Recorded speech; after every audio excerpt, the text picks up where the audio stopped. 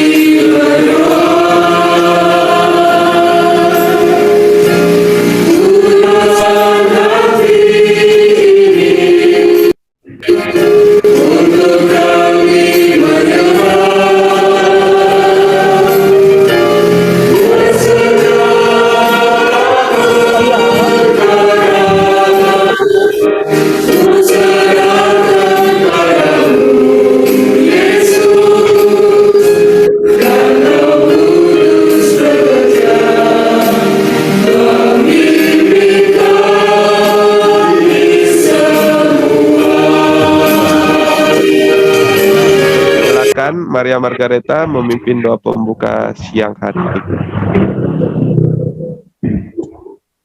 Maria Margareta. Kalian marilah kita berdoa sebelum mulai pertemuan kali ini. Dalam nama Bapa dan Putra dan Roh Kudus. Amin. Allah Bapa yang di surga, hari ini kami akan belajar materi persiapan Krisma kami. Bimbinglah dan berkatilah kami agar kami dapat mengerti semua yang diajarkan. Semoga pertemuan yang dilaksanakan ini dapat berjalan dengan lancar hingga selesai. Doa ini kami sempurnakan dengan doa Bapa kami. Bapa kami yang ada di surga, dimuliakanlah kami dengan segala yang jahat. Amin. Dalam nama Bapa dan Putra dan Roh Kudus. Amin. Nah, teman-teman, terima kasih buat Maria Margareta udah mimpin doa. Kita lanjutkan ke slide berikutnya. Judulnya lahir kembali menjadi warga negara baru. Di slide itu ada 2 pengusaha WNA resmi jadi warga negara Indonesia. Teman-teman di buku yang sudah punya buku peserta, di situ ada Tuan Johnson. Nah, saya lebih ke arahnya untuk yang terbaru ya, ini 2021. 2021 ini ada Indra Jonas Rem asal Jerman dan Michael Romeo Loretti asal Amerika Serikat mengucapkan sumpah sebagai warga negara Indonesia pada Senin 22 Maret 2021 di kantor wilayah Kemenkumham Bali. Nah, kita lihat videonya, beritanya, dan ini menarik. Kurang lebih sama kayak di buku. Kalau teman-teman sudah punya buku peserta Krisma, itu Tuan Johnson, dan ini lebih up to date ya. 2 bule ini, saya sebutnya 2 bule. Pelantikan dan pengambilan sumpah kewarganegaraan terhadap 2 WNA asal Jerman dan Amerika Serikat dilakukan di kantor Kementerian Hukum dan HAM Bali. Indra Jonas Raab dan Michael Romeo Laurenti JR resmi berkewarganegaraan Indonesia setelah dilantik oleh Kepala Kanwilkumham Bali, Jamaruli Manihuruk. Baik teman-teman, suaranya jelas atau videonya jelas nggak terdengar? Nangkap nggak? Ada yang pernah nonton berita ini? Siapa yang baru pertama kali lihat video ini? Video berita ini? Atau sebelumnya udah pernah dengar? Saya baru pertama, Kak. Wah, Bori ini jawab. Yang lainnya, Boy, Joy, udah pernah Joy? Baru pertama kali, Kak. Baru pertama kali. Kira-kira Baru pertama kali, Kak. sudah Baru pernah? pertama kali. Kalau belum, nanti saya putar ulang. Gimana? Kita putar ulang atau cukup sekali aja? Mana nih suaranya, masa nggak aktif? Aduh. Iya, baru pertama juga, Kak Melki. Ya? Kita putar ulang aja ya. Kali juga. Ya, boleh. Oke ya, kita putar sekali lagi ya.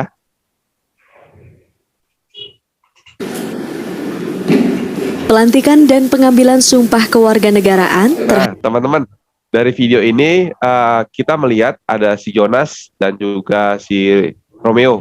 Kenapa film ini diputar? Kalau di buku itu Tuan Johnson. Tuan Johnson juga menjadi warga negara Indonesia yang sebelumnya seorang warga negara asing.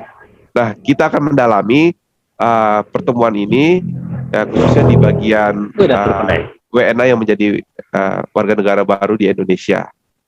Oke, kita skip dulu. Mudah-mudahan menangkap ya video beritanya tadi. Nah, ini pertanyaan kuis. Ini kita jawab kira-kira pertanyaan pertama nih, mengapa WNA yang menjadi WNI merupakan suatu proses kelahiran kembali? Kenapa? Dulu kan dia di negara asalnya itu kan ya misalnya dari Jerman atau Amerika, ya udah warga negara dia. Tetapi ketika dia menjadi WNI itu disebut kelahiran kembali. Ada nggak yang menangkap kenapa disebut kelahiran kembali? Karena kan dari yang lama menjadi yang baru disebut kelahiran kembali. Kenapa tuh? Mengapa? Jadi gini, saya kasih ilustrasi ya. Jadi WNA itu kan dia kan statusnya kan tadinya negara asing atau di negara asalnya itu dari Amerika, dari Jerman, dan Tuan Johnson juga seorang warga negara asing. Tetapi dia menjadi WNI menjadi suatu proses kelahiran kembali. Artinya dia memiliki status baru untuk menjadi warga negara baru. Nah, itu disebut kelahiran kembali. Nah, nomor 2 nih pertanyaannya. Apa akibat kelahiran kembali terhadap negara asalnya dan negara barunya? Kira-kira kenapa? Apa akibatnya kelahiran kembali ini terhadap negara asalnya dan negara barunya? Wah, ini kayaknya kita harus relax dulu nih. Kayaknya tegang semua, Pak. Atau sudah pada ini nih, sudah pada ngantuk sebenarnya siang-siang nih pada mau main game online nih. Ayo, jangan malu-malu, jangan takut untuk menjawab.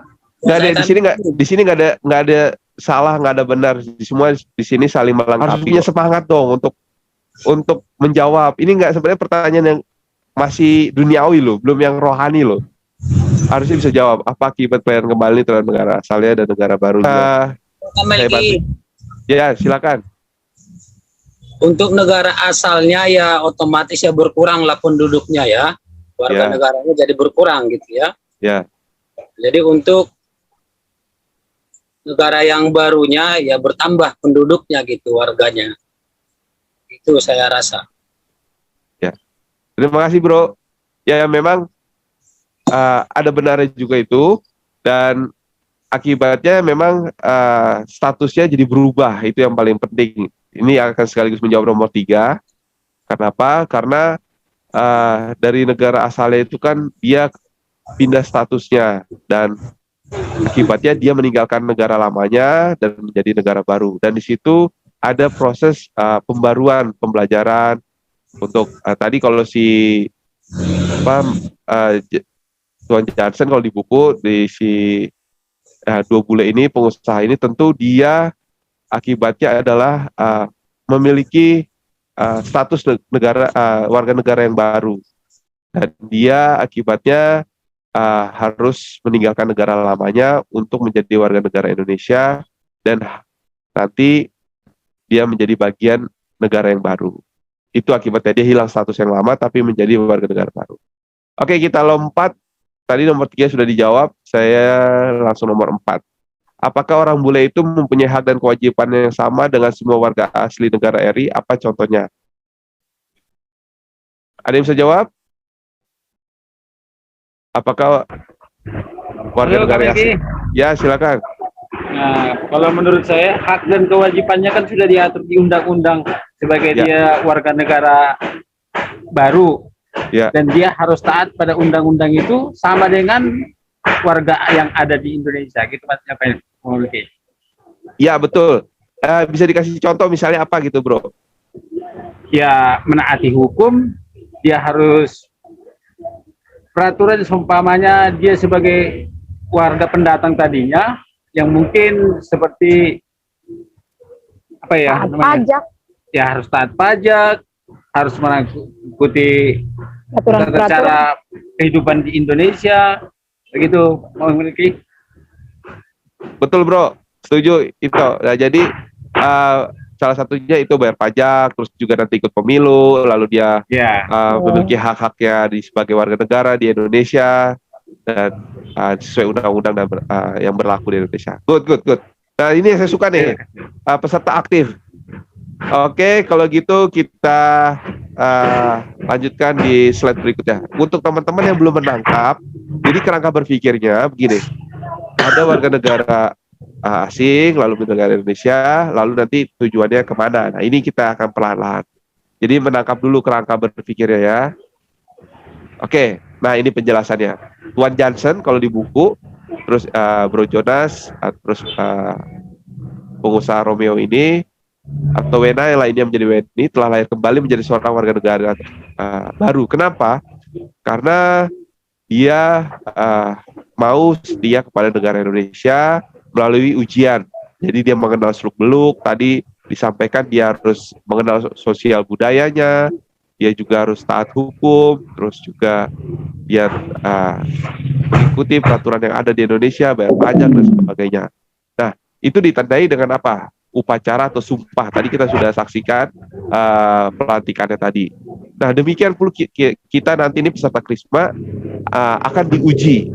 Salah satunya pembelajaran melalui siang hari ini dan seterusnya nanti. Sampai nanti kalau lulus dari evaluasi pengajar semua, dari tim, teman-teman absennya nggak bolong, terus juga aktif, lalu terlibat dan sebagainya, dinilai dan evaluasi, lalu dikukuhkan melalui sakramen gereja. Nah, sakramen gereja apa? Teman-teman sudah pada tahu kan sakramen gereja yang tadi baptis, Ekaristi, Krisma, Tobat dan sebagainya. Ini peneguhan dari cerita tentang warga negara asing menjadi WNI. Oke, sampai sini ada pertanyaan atau tanggapan? Saya buka. Ada yang belum jelas? Jelas, Bang. Oke, next ya. Teman-teman, setelah tadi warga negara asing yang sudah berpindah jadi warga Indonesia, sekarang kita menuju salah satu kisah di Injil Yohanes tentang Nikodemus yang bertemu Yesus. Nah, ini juga menarik. Sekarang kita menggali kitab suci, bagaimana semoga yang tadi dalam pengalaman duniawi, sekarang kita masuk ke rohani. Bagaimana pengalaman Nikodemus bertemu Yesus, kita simak filmnya ya. Tunggu sebentar. Oke, kita play. Kelihatan ya layarnya ya? Baik, teman-teman, kedengaran jelas nggak videonya tadi? Mana nih suaranya nih, kok dimut semula nih? Ini pada mau macet-macet Bang Melki. Macet-macet ya? Kalau gitu, coba tunjukkan Alkitabnya masing-masing. Alkitabnya, Alkitabnya masing-masing, coba tunjukkan. Ya, karena ini jaringan internetnya kita nih kurang bagus di sini. Nah, sekarang buka Yohanes 3 ayat 1 sampai 6 aja. Nah, sebenarnya tadi filmnya itu dari Yohanes 1 sampai 21. Yohanes 3 ayat 1 sampai 21. Nah, sekarang kita buka Yohanes 3 ayat 1 sampai 6 aja. Yohanes 3 itu di perjanjian baru ya, bukan di perjanjian lama. Iya. Setelah Lukas dan sebelum kisah para rasul. Stefani, Agnesia.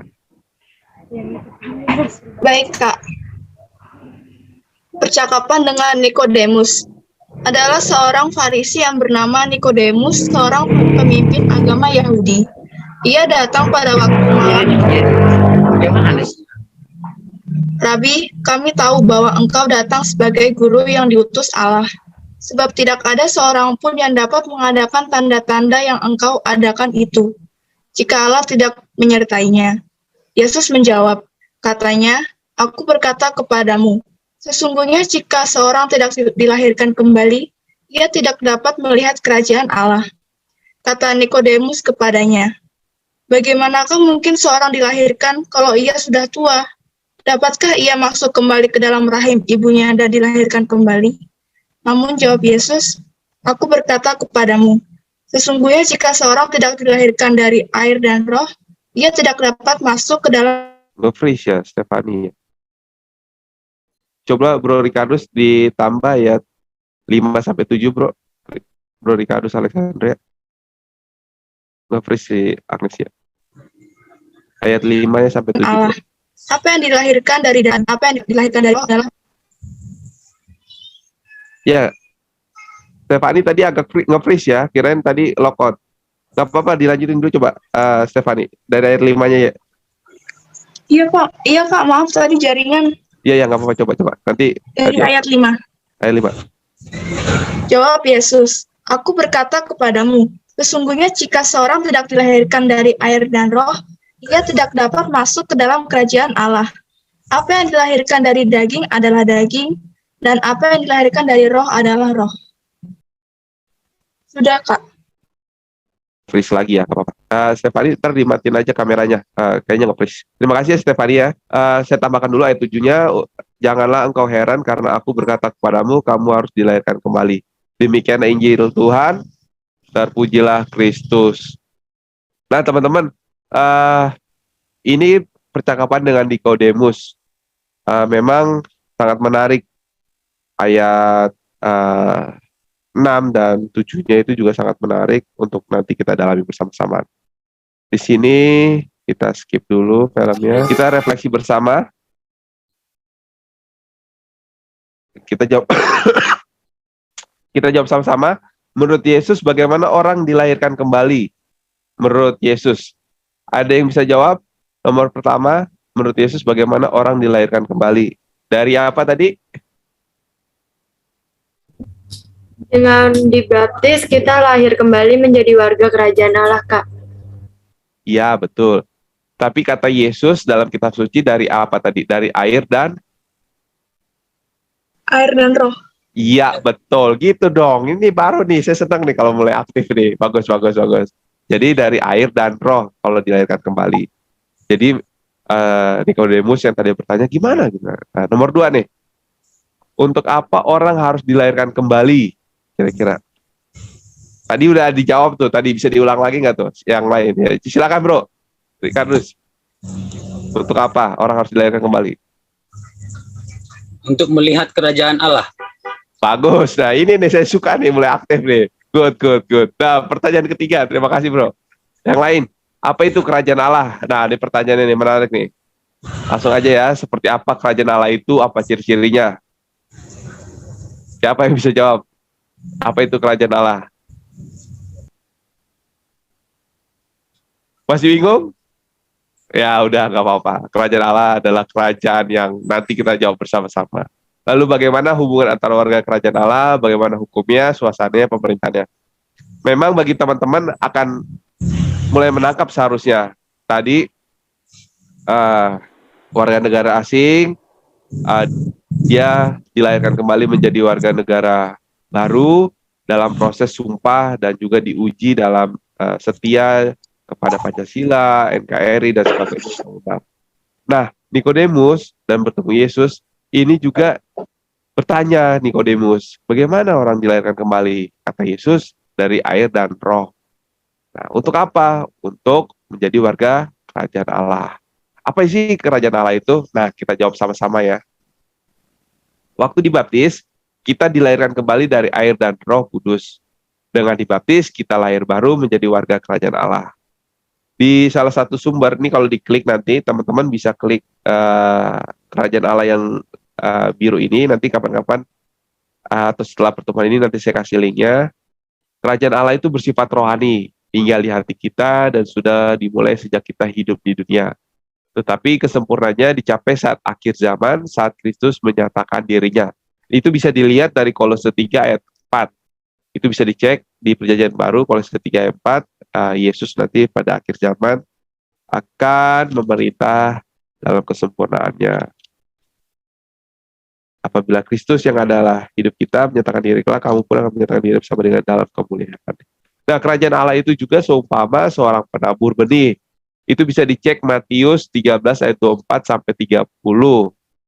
Biji sesawi Matius 13 ayat 32, seperti ragi Matius 13:33, harta terpendam Matius 13:44 sampai 46, seperti atau seumpama perjamuan atau pesta kawin, lalu ada seperti pukat juga. Nah, kita akan buka salah satu ayatnya yang paling pendek itu Matius 13 ayat 33. Silakan dibuka Matius 13 ayat 33. Matius itu di Perjanjian Baru yang paling pertama. Matius 13 ayat 33.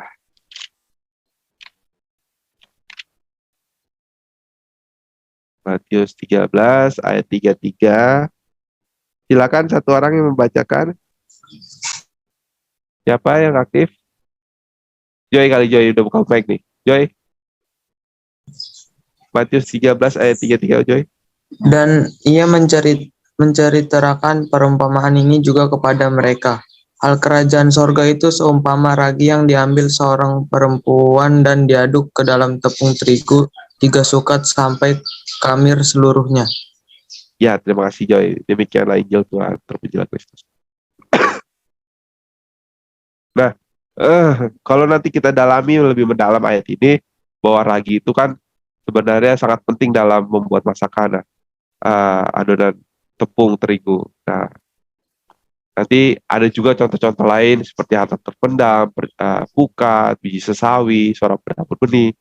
Nanti kita akan melihat bahwa kita yang tadinya yang belum mendapatkan pembaptisan itu sebenarnya masih berdosa, masih punya dosa asal. Waktu bayi mungkin kita punya dosa asal dari keturunan, tapi setelah dibaptis kita disucikan oleh Roh Kudus, kita menjadi warga kerajaan Allah. Nah, lalu dalam tahap pembelajaran ini kita akan menjadi seorang yang mendapat kedewasaan rohani dalam Roh Kudus, dalam sakramen Krisma.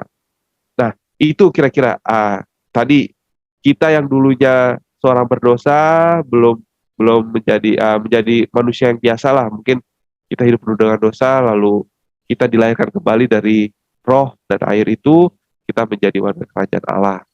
Nah, teman-teman, mungkin ada menjadi pertanyaan, seperti Nikodemus tadi bilang, bagaimana haruskah dari rahim ibu lagi keluar lagi? Ya nggak mungkin lah. Lalu kata Yesus adalah melalui air dan Roh Kudus. Gitu. Jadi orang lahir baru, bahasa rohani itu lahir baru. Lahir baru itu kayak kita tuh dipenuhi Roh Kudus, kita menjadi pribadi yang baru, manusia baru kalau di dalam Alkitab. Nah, sampai sini sudah jelas. Ada pertanyaan? Kalau nggak ada, kita skip deh. Ada yang mau menanggapi, ada yang ingin komen?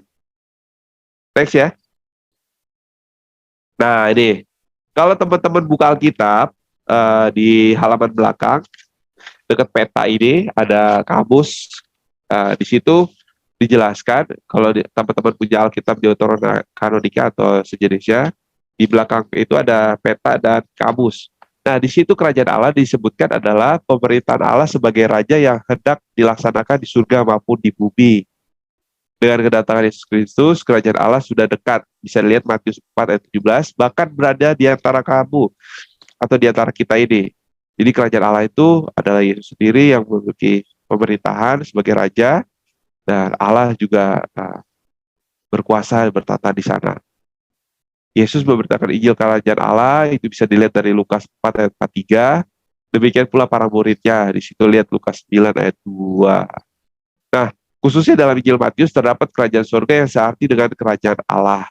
Jadi teman-teman, kita atau yang sebelumnya tadi pertama, ada warga negara asing, menjadi warga Indonesia, menjadi warga negara baru. Nah, lalu di Alkitab atau di hidup rohani kita yang menjadi seorang pengikut Kristus, kita dibaptis dari air dan roh, yaitu menjadi manusia baru, menjadi warga kerajaan Allah. Jadi itu tahapannya. Setelah kita berdosa, masih kecil mungkin baptis kecil atau mungkin baptis dewasa, kita dulunya penuh dengan dosa, kita belum menjadi warga kerajaan Allah, tapi setelah dibaptis, sudah dapat Ekaristi, sakramen tobat, krisma, kita menjadi warga kerajaan Allah. Nah, kerajaan Allah itu tadi apa? Yaitu pemerintahan Allah sebagai raja yang hendak dilaksanakan di surga dan bumi. Nah, saat ini belum, tapi kita belum menikmati kerajaan Allah, tapi kita sudah mulai menjadi bagian dari warga kerajaan Allah. Nanti pada akhir zaman kita dikumpulkan bersama saudara-saudara yang lain, oleh Yesus kita dikumpulkan pada penghakiman terakhir jadi warga kerajaan Allah. Nah, ini salah satu foto ICXC, merupakan inisial nama Yesus Kristus dalam bahasa Yunani. Ini selingan aja. Nah, itu ada gambar di atasnya bahwa ada Bunda Maria, ada Yesus, ada Allah, ada Roh Kudus, ada penghuni surga, malaikat, dan sebagainya, orang kudus. Nah, itu seperti itu ilustrasinya. Sampai sini ada pertanyaan atau kita lanjut? Kalau tidak ada, kita lanjut. Nah, ada dua gambar baptis anak ya, anak udah umur remaja mungkin ya, dituangkan air. Lalu ada uskup di sampingnya, di krisma, di tangan kirinya itu minyak suci, minyak krisma di dahi. Yesus mensyaratkan kita harus dilahirkan kembali dari air dan Roh Kudus. Kita lahir kembali menjadi warga kerajaan Allah. Nah, teman-teman, dalam pertemuan pertama ini kenapa dibaptis adalah menjadi warga kerajaan Allah? Karena kita juga menjadi bagian yang penting dalam kehidupan gereja. Kalau di waktu kecil dibaptis, mungkin kita tidak tahu mendapat pelajaran apa. Tapi setelah anak-anak, kita mendapatkan sakramen komuni. Lalu di situ ada sakramen tobat. Lalu kita saat ini, pertemuan pertama ini dan nanti seterusnya, kita mendapatkan sakramen krisma, penguatan, confirmation. Menjadi penungguhan bagi kita menjadi dewasa dalam rohani. Jadi teman-teman, kalau nanti dikukuhkan, dibuat tanda minyak suci di dahinya dan di dalam perayaan nanti, teman-teman menjadi dewasa secara rohani. Saat ini mungkin berpikir, wah saya ini tidak mengandalkan kekuatan dari Allah atau kekuatan Tuhan. Ya berdoa saja, berbuat dosa dan sebagainya. Tapi dengan adanya Roh Kudus itu yang nanti teman-teman terima karunia-Nya dalam berkat dari uskup atau yang ditugaskan, nanti teman-teman hidupnya penuh dengan semangat sebagai warga kerajaan Allah, sebagai bagian dari kehidupan kedewasaan rohani. Sampai sini ada pertanyaan?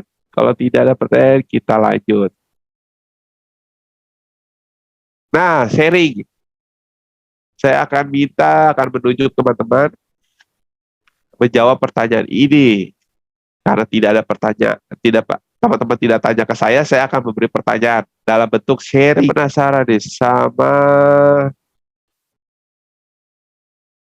Mikael Vincentius. Bro Mikael, mana orangnya? Bro Mikael? Sini, Kak. Ya, gimana bro? Bagaimana sikap kita sebagai warga kerajaan Allah, bro? Sebaiknya ya kerajaan Allah jadi menjadi kerajaan Allah terhadap diri sendiri.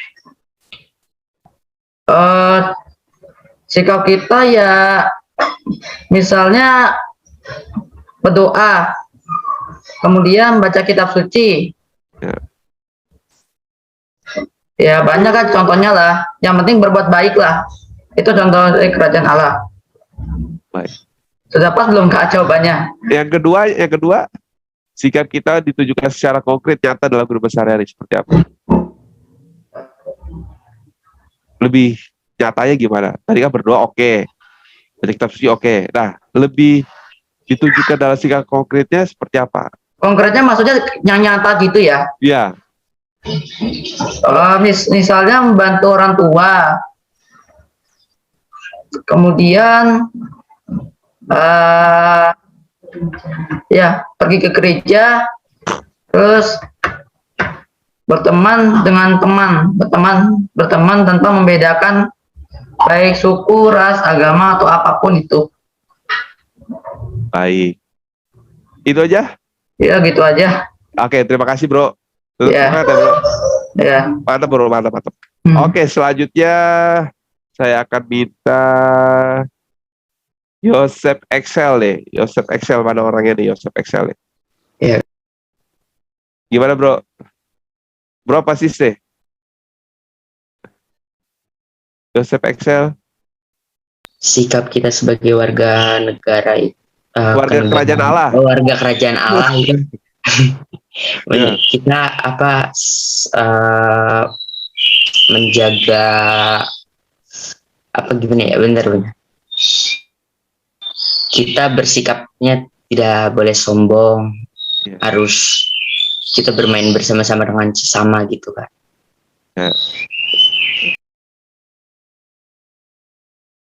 Nomor 2-nya, itu konkretnya, lebih konkret lagi ada? Kurang lebih ya membantu orang tua dan kayak sama seperti yang tadi diucapkan teman kita. Oke. Terima kasih ya bro. Sekarang saya minta, saya penasaran gimana sih? Kayaknya nggak ada lagi. Angela Matasia coba. Angela Matasia bisa jawab? Angela Matasia apa Bobo nih? Ya. Suaranya belum keluar.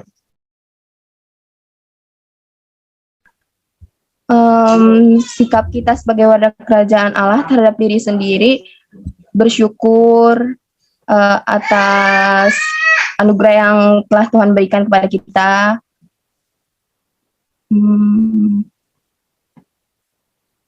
Menjaga diri, terus bagaimana sikap kita ditunjukkan secara konkret atau nyata dalam kehidupan sehari-hari, misalnya saling membantu,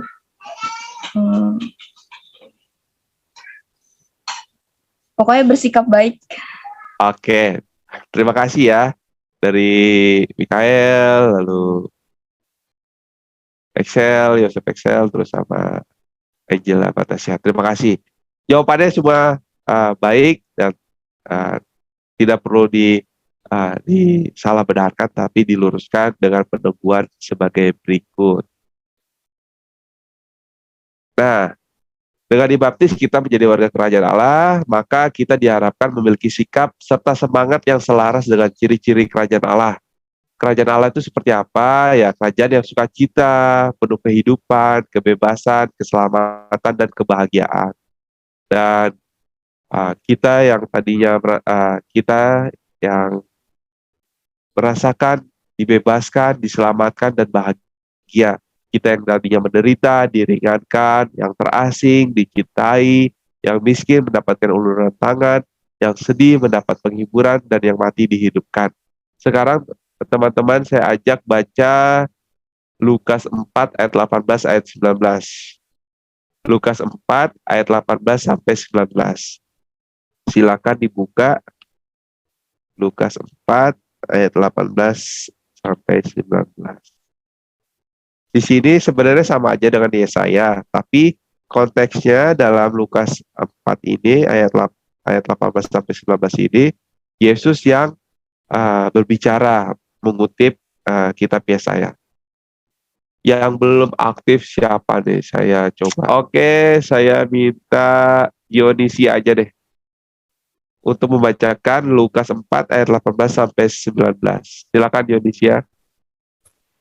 Lukas 4 ayat 18 sampai 19. Ya. Roh Tuhan ada padaku, oleh sebab Ia telah mengurapi aku untuk menyampaikan kabar baik kepada orang-orang miskin, dan Ia telah mengutus aku untuk memberitakan pembebasan kepada orang-orang tawanan dan penglihatan bagi orang-orang buta, untuk membebaskan orang-orang yang tertindas, untuk memberitakan tahun rahmat Tuhan telah datang. Demikianlah sabda Tuhan. Terpujilah Kristus. Nah, teman-teman, seperti yang tadi kita baca, bahwa dalam pertemuan yang slide tadi yang di awal, tadi ada warga asing lalu menjadi warga Indonesia. Dia menjadi warga negara baru, lahir kembali, statusnya menjadi warga negara Indonesia, menaati peraturan dan undang-undang yang berlaku di Indonesia untuk mempelajari sosial budaya dan sebagainya. Nah, lalu di tahap selanjutnya kita lihat Nikodemus yang bertemu Yesus. Nikodemus ingin tahu bagaimana menjadi warga kerajaan Allah. Nah, kata Yesus apa? Yaitu dengan dibaptis atau lahir dari air dan roh. Nah, di situ kita yang tadinya masih manusia lama, masih berdosa, masih jauh dari kehidupan yang kehendak Tuhan, lalu menjadi warga gereja, dibaptis, lalu menerima sakramen tobat, ekaristi, dan saat ini kita sedang belajar atau diuji dalam proses pembelajaran sakramen Krisma. Teman-teman diajak untuk menjadi dewasa secara rohani, secara berpikir, berdoa dalam kehidupan bermasyarakat, untuk terlibat di dalam kehidupan sehari-hari. Nanti teman-teman akan melihatkan perbedaan sebelum mendapatkan pencurahan Roh Kudus, sakramen Krisma itu dengan yang sebelumnya. Mungkin selama ini takut-takut, atau mungkin sekarang sudah mulai ada kobaran api semangat dalam hati teman-teman untuk mewartakan Tuhan atau ingin bersaksi tentang kehidupan rohani teman-teman. Nah, kita dengan dibaptis kita menjadi warga kerajaan Allah. Di situ penegasannya. Dan bagaimana orang yang nggak dibaptis? Nah, di situ Tuhan nanti akan mengutus dan menjangkau orang-orang yang belum dibaptis. Termasuk kita diutus ke sana untuk mewartakan kasih Tuhan, kebaikan Tuhan. Kita bersaksi dengan penuhnya Roh Kudus. Kita akan menyatakan kita menyampaikan ke orang-orang bahwa kasih Tuhan itu telah mengubah hidup saya dari manusia berdosa menjadi penuh syukur, penuh taat kepada Tuhan. Kira-kira itu pertemuan hari ini. Sampai sini pertemuan saya. Ada pertanyaan 1-2 orang, saya berikan kesempatan atau ingin dipertegas atau ingin diulang sedikit, saya beri kesempatan 1-2 orang. Nggak ada ya? Wah, nggak seru nih kalau nggak ada. Kalau ada bagus. Oke, kalau nggak ada, kita skip ke slide berikutnya. 2 penutup. Tadi saya minta Antonius FTS ya. Mana Antonius? Saya, Pak. Ya, kita dengarkan, nanti kita dengarkan lagunya. Tapi doa penutup dulu. Silakan bro, dipimpin bro. Teman-teman, marilah kita bersatu dalam doa. Dalam nama Bapa dan Putra dan Roh Kudus. Amin. Tuhan Yesus, Zoom hari ini telah selesai. Semoga yang diberikan, pelajaran yang diberikan Kak Melki dapat berguna bagi kehidupan kita sehari-hari. Dan berkatilah semua orang yang ada di Zoom ini dan berikan umur panjang untuk Kak Melki. Terima kasih Tuhan Yesus, amin. Dalam nama Bapa dan Putra dan Roh Kudus, amin. Teman-teman, terima kasih atas doanya Antonius untuk saya, dan saya berdoa buat teman-teman semua. Nah, sebelum kita akhiri, kita nyanyi dulu Bapak terima kasih. Siapa yang sudah tahu lagunya? Kalau belum ada, kita putar aja.